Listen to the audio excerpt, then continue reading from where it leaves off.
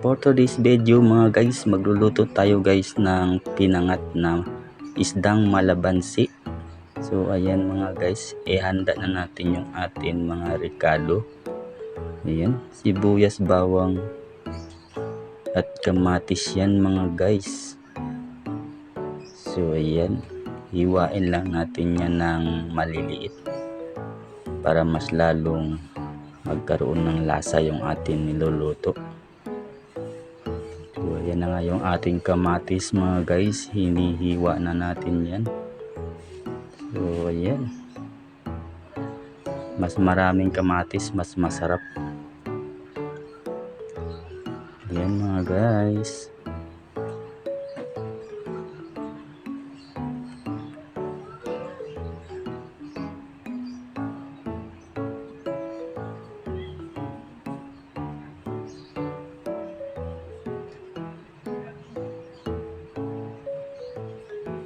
Ayan, mikos-mikos lang natin mga guys. Lagyan natin yung atin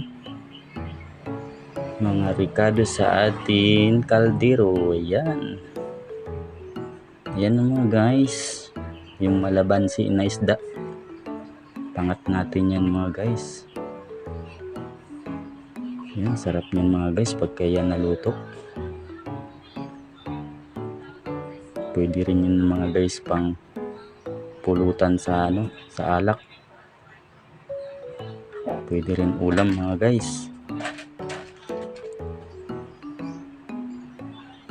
Ayun oh. Ang ganda nyo ng tingnan. Sure talaga na masarap yan mga idol.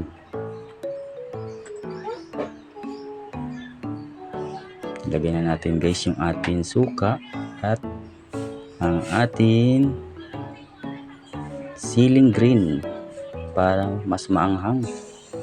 Lagyan natin ng kunting mantika yan mga guys. Asin.